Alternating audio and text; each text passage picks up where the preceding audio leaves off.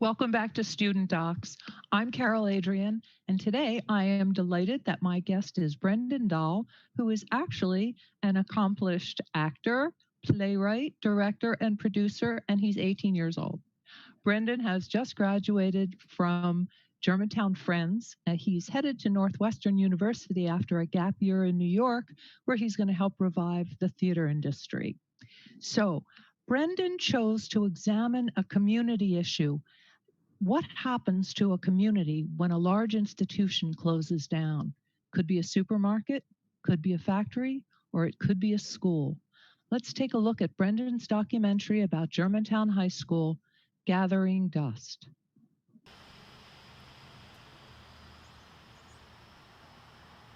Hi, my name is Brenden Dahl, and I'm going to be taking you on a journey through the past, present, and future of Germantown High School.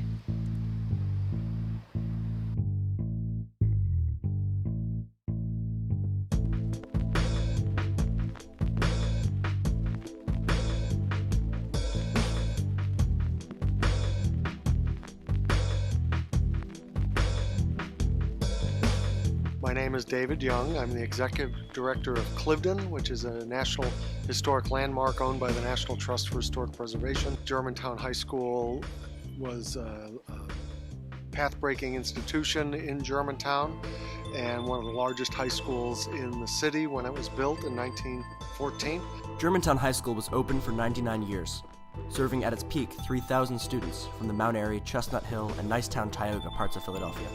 It is now an abandoned building, sitting dormant in Germantown, gathering dust. So what happened?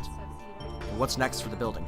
Oh, thank you. Whose hands should its future belong in? Its closure in 2013 has left an irreparable hole in our community, including in the work of organizations like mine. I know that Germantown High School had many challenges in the early 2000s. In the 60s, Germantown High School began to slowly decline. White flight, or the move of white city dwellers to the suburbs to escape the influx of minorities, had begun to reshape the economic situation in Germantown, and many students were flocking to private institutions or smaller neighborhood schools. In this century, in my work in Germantown in the last 15 or 16 years, it always seemed like there was a new principal at the school, so it was easy to understand that there were challenges. That said, we worked very hard with specific administrators, history teachers, music teachers on a variety of programs. The Germantown Friends Choir came and sang in the Germantown High School auditorium in April 2011 as part of this recreation. And when the Germantown Friends folks come, people were walking around in this hall saying, "What a beautiful auditorium. How come I've never known this was here?"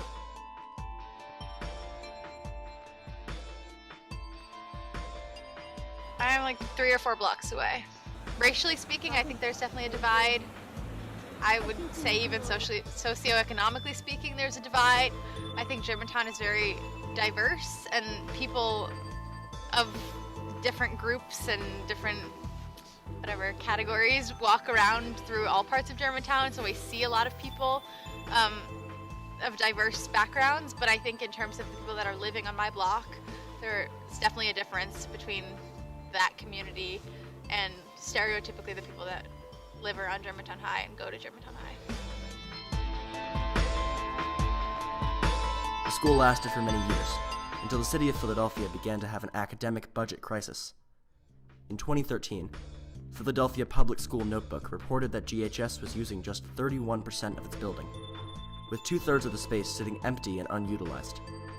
Later that year, the economic burden of the school became too much for the city to handle, and a vote by the School Reform Commission closed GHS and 22 other schools down. I feel like we got a lot of new teachers who came into the Philadelphia educational system. Really lighthearted, really tried to do well. They were met with lack of resources, lack of opportunity. So the top floor was never used in my whole time in Germantown. So the top floor, we thought the top floor, there was a few times that I've ever got to see the top floor of Germantown High School. One time I was escorting ambassadors around the school, 2 Nepali ambassadors around the school. Took a trip to the top level of the high school by accident, and I seen basically what would be considered the first scene of a horror movie. Like, that's the best way to kind of describe it. Another part of the high school, which was the back part of the high school, and what we consider the older part of the high school, wasn't being used either. The building has been on the market since 2014. It is currently owned by the Concordia Group, a Maryland-based holding firm. Ken Weinstein, the president of Philly Office Retail, is interested in the property and has stated that he wants to build a new school and make it more academically appealing. Many spokespeople, including that of Cindy Bass, the representative councilwoman of Germantown, believe its fate should rest in the hands of the community. Germantown High and Fulton schools were for sale for several years. Eventually, Concordia stepped up and agreed to buy 6 schools all at once, including the 2 in Germantown. I don't know who the new buyer is, but Concordia did flip these properties. The reality of it is Concordia was not particularly interested in these 2 Germantown schools, but were encouraged by the school district to buy them in addition to the other 4 that Concordia did want to buy and redevelop. It's quite possible that the new buyer, if they don't know Germantown well, will flip the properties again. And who knows, maybe I will get the opportunity in the end to redevelop these properties. But the future use of these properties is not obvious. The Fulton School lends itself to maybe being multifamily housing. It's about 80,000 square feet. It's in much better condition than Germantown High School, so that's a possibility for the future.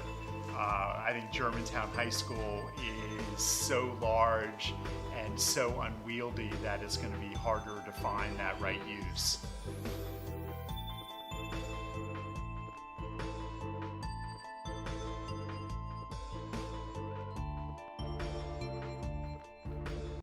Hey, Brenden.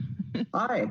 Hi, it's nice to see you. Brenden did a voiceover for Civil War Medicine, my documentary series in progress, and he got us choked up in the process. So good job. Thank you. It was great to work on the project. It really was exciting. So we're all getting used to the new way of Zooming instead of being live, but it's nice to be back working. So this was a pretty moving thing about the impact on the community of a big institution like Germantown High School. That's an old school. Tell me about how you came up with this particular focus? This was for a class, was it not? Yes. So during January at Germantown Friends School, my high school, they give us the month off to pursue elective courses that are all passion projects of the various teachers. So I actually took a class on documentary filmmaking, and they split us up into a number of different groups. So there were 3 other students working on this film with me, Stephen Pooh, Kieran McCulloch, and Caleb Medowitz. And we were tasked with coming up with a documentary that had something to do with the surrounding Germantown area, either a business or just a landmark, historical site, anything in Germantown. So we spent our first day walking around the area, trying to find something that piqued our interest. We went to a number of shops and museums, and we came across the Germantown High School building, which had recently been completely emptied out as the school had closed.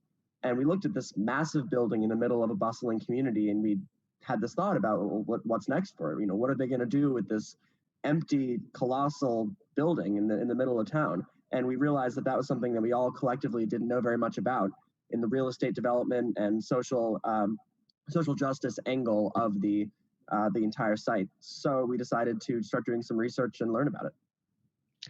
You had some really interesting archival pictures from the history of Germantown High School. How did you come up with those? Yeah, so we actually, our teacher gave us a contact at the Germantown Historical Society, which is a great organization.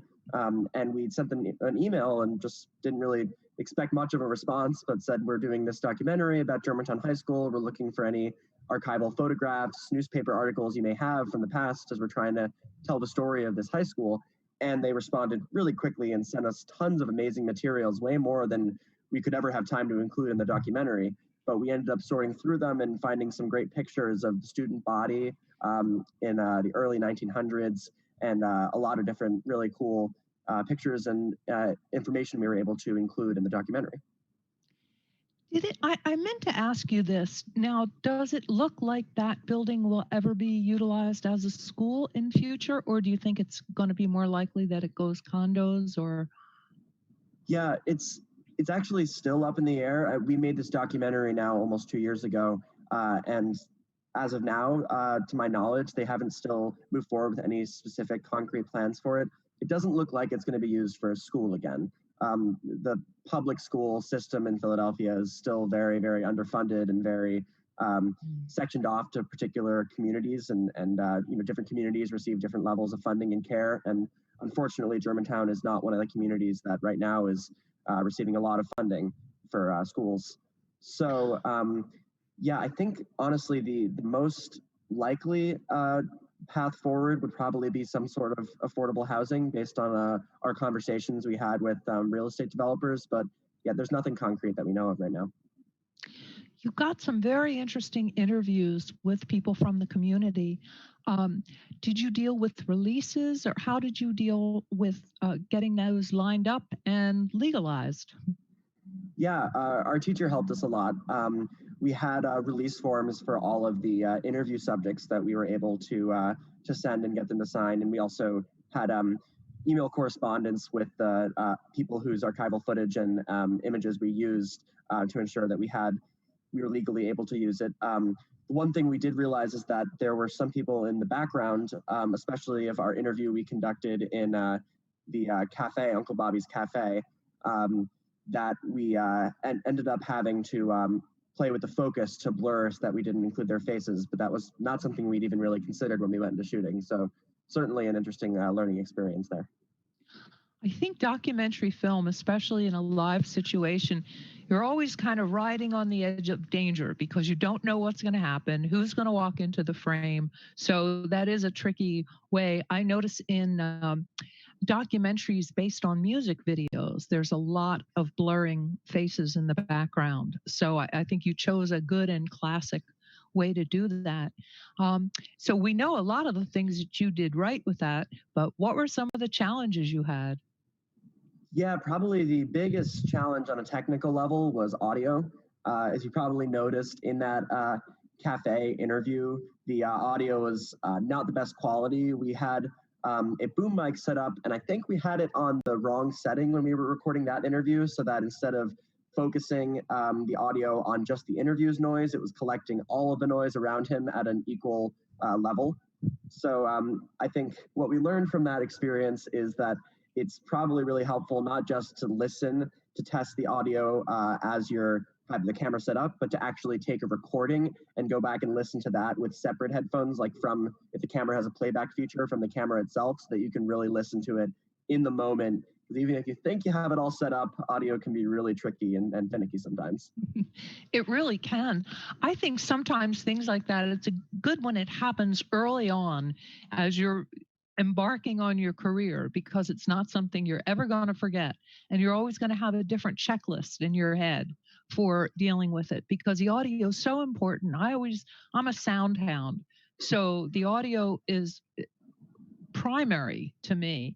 And it is very tricky, especially outside where you've got so much ambient sound and you've got to sort it out. So yes, it definitely pays to have great equipment and experienced audio people, and for the director and producer to really have that checklist. I like what you just said about to do that.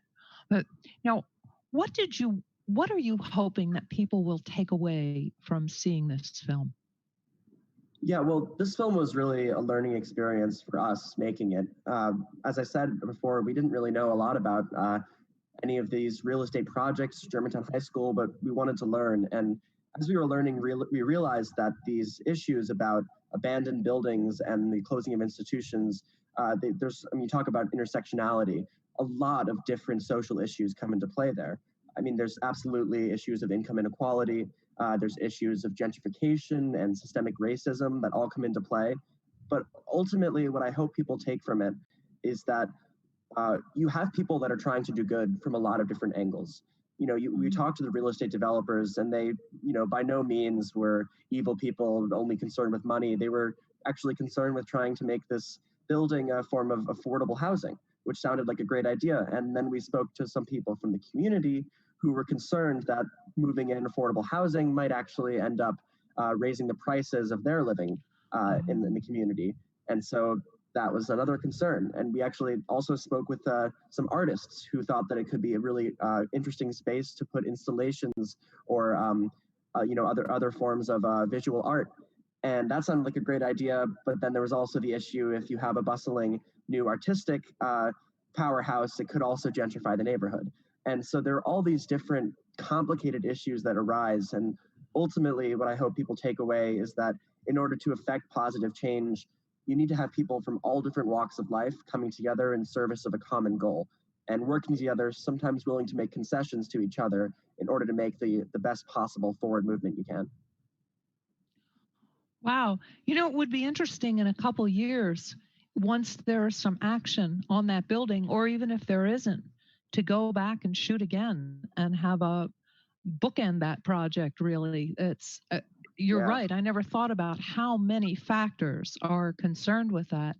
I know as a kid, the supermarket in my neighborhood at 23rd and South had a fire, and it was closed for months, and it affected every other business around it, it was just sad to see. And Germantown High School is a huge facility. So what would you say to another filmmaker trying to deal? First of all, let's talk about shooting outside. What would you recommend? Well, as far as shooting outside, I think honestly, it's a lot easier than shooting inside when it comes to lighting, at least. Because if you're shooting during the day, you don't really need to worry about 3-point lighting, gathering everything right. So we conducted one of our interviews outside, and we realized that the only thing you really have to worry about is shadows, distracting shadows. But otherwise, it's really pretty easy.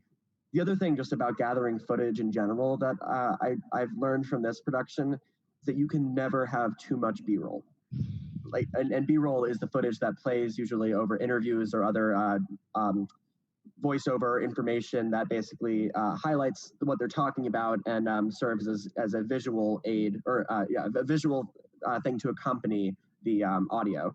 And so we got a lot of footage around Germantown, and we would shoot these like little 5-second, 6-second clips of down the street or looking over someone's shoulder. We just thought we'd throw it in there. And then we got down to edit, and we were like, wow, that was only 5 seconds, and this interview is 18 minutes. How are we gonna fit that all together? And so we ended up having to really stretch out all the B-roll we had, and it would have been easier if we had a bigger wealth. That is a fantastic thing. Upcoming documentary filmmakers, please take note. There is never enough B-roll. And I think in a way, it's like cooking. You always want to have some backup. If you run through the strawberries, you really don't want to damage the meringue by running out to the supermarket. So I think that's really, really good advice. Now, what were you shooting on, and where did you guys get the equipment? So we loaned the equipment from the school. Gosh, I don't remember the specific camera, but it was a DSLR camera, I think Canon, one that was for photo and video. And then we used the school, we had a boom mic, and we had a little, some access to some lighting equipment that we were able to use in a few of our indoor shots. But most of the time we tried to go to where the people we were interviewing were working to interview them. And so often we were able to just use the lighting of their space. Like when we were in Philly office retail interviewing Ken Weinstein, we were able to use the natural lighting coming through his window and then frame the shot with the background of the office space. And it actually looked pretty nice without any of our lighting equipment. I know you've had an interesting collection of experiences with filmmaking. Was this your first documentary? Yeah, this was my first documentary. And I actually came to really appreciate the art form a lot more. And to me, I have a background in improv comedy especially. And you'd never think that improv comedy and documentary filmmaking would have a lot of similarities, but I actually realized that in a lot of ways they do. Because when you're making a documentary film, when you start out, you don't necessarily know what the story is going to be. You can have a theme, you can have a topic, but in terms of what the interviewers are going to say, how all the pieces are going to fit together, often you don't know. And so in a way, you're really making this story as you go along. And as you find something interesting, you go down tangent and do more research into that, or ask a further clarifying question to your interviewer about a different topic. And you really have to work as a team, as an ensemble, to create a story that makes sense and has what you want to say clear, but kind of all on the spot. I think you bring up a really interesting point because that is one of the ways to handle documentary. You can let the story unfold and roll with it, or you can go into it with an idea about what ending do you want or what message do you want to convey, and seek out those interviews and those situations which back up your premise.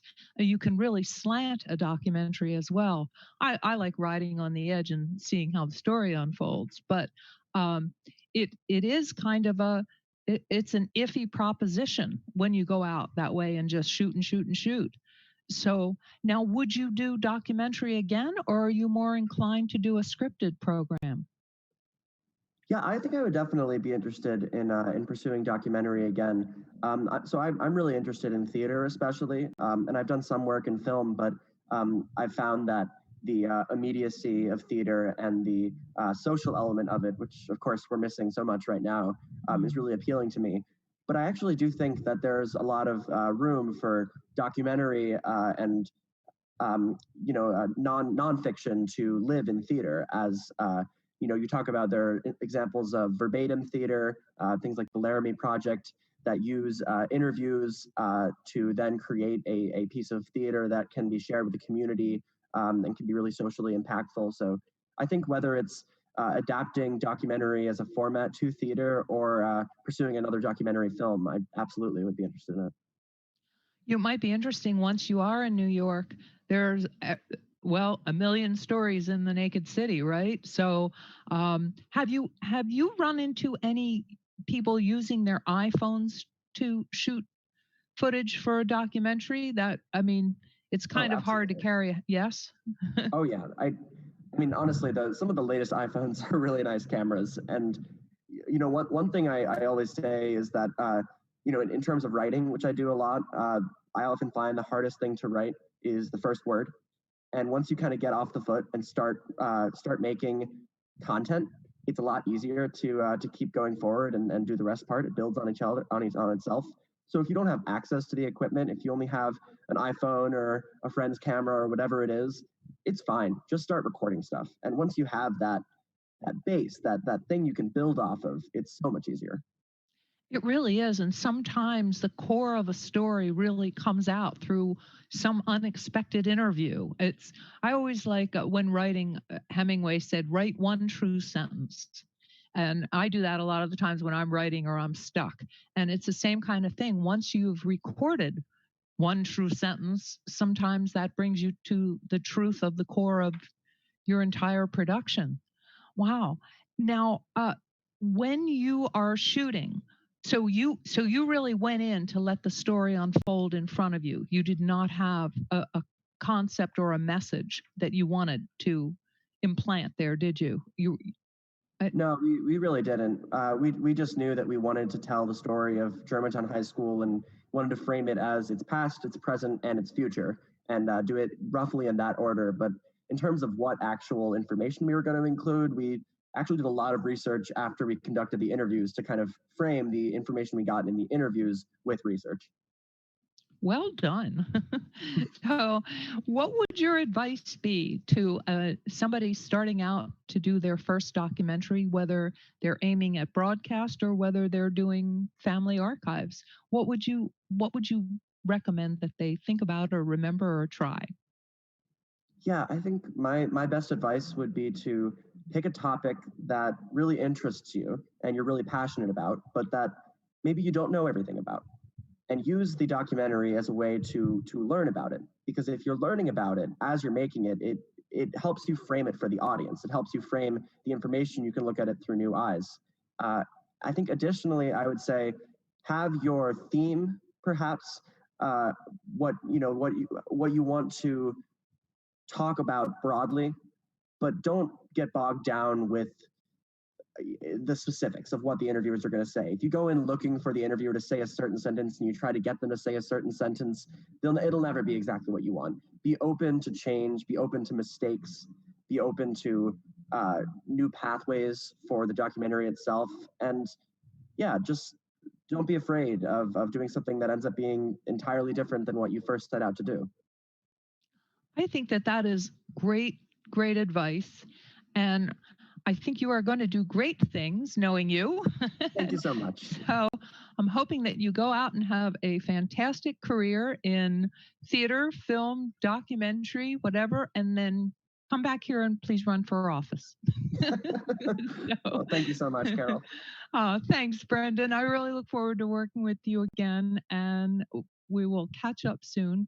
So please join us next time on Student Docs. Thank you.